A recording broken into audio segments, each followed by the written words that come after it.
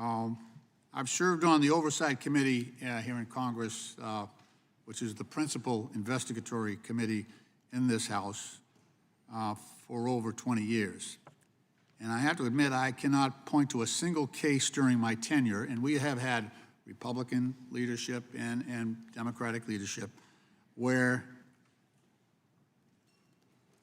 the chair has blatantly and persistently interfered with a state criminal proceeding, as I have seen it interfere in the case of the people of the state of New York versus Donald Trump.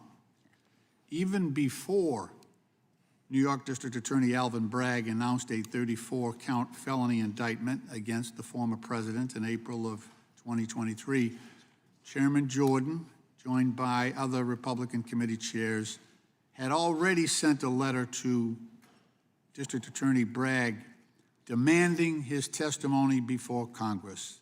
It also warned him of the, quote, serious consequences, close quote, of pursuing criminal charges against Donald Trump. And over the next year, in the midst of ongoing state criminal proceedings, Chairman Jordan proceeded to send nearly a dozen frivolous investigatory letters and subpoena threats to current and former employees of the New York District Attorney's Office. On top of that, he listed a series of documents that, and this was an ongoing criminal trial in the state of New York at the time, asking for all documents and communications between and among the New York County District Attorney's Office, all documents and communications are received by certain employees, all documents and communications referring or relating to New York City District Attorney receipts and other use of federal funds. Clearly trying to intimidate the New York District Attorney's Office and dissuade them from their prosecution of Donald Trump. Mr. Wu, as a federal prosecutor and a criminal defense attorney,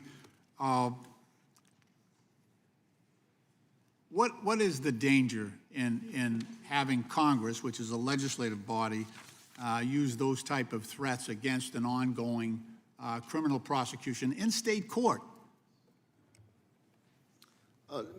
Congressman Lynch, what the danger is that it greatly destroys the integrity of the criminal prosecution.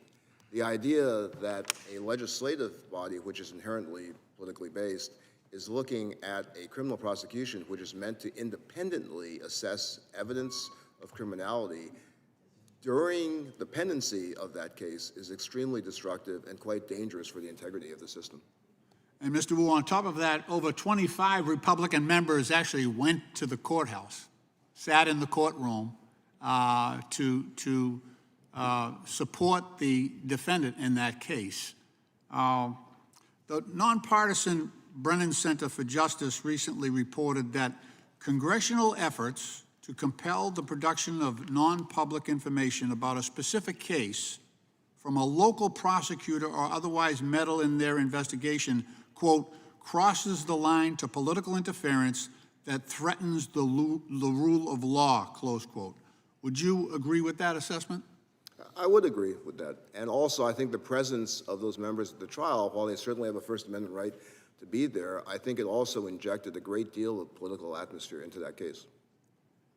Mr. Wu, the Brennan Center has also warned that congressional interference in the New York case is reflective of a, quote, worrying trend that threatens to intensify, close quote. Can you talk about the impact of this trend on state and federal prosecutions? I think, as we discussed before, the trend indicates that the district attorneys in those states, as well as federal prosecutors, feel that they aren't free to actually follow the evidence, they aren't free to actually follow the law, but that they're going to be criticized, they're going to be the subject of political leverage if they actually do their job. And I think that really undermines the integrity of our criminal justice system. Thank you very much. What are the ramifications for this, especially following the Supreme Court's decision on presidential immunity? Do you think there are implications for that as well?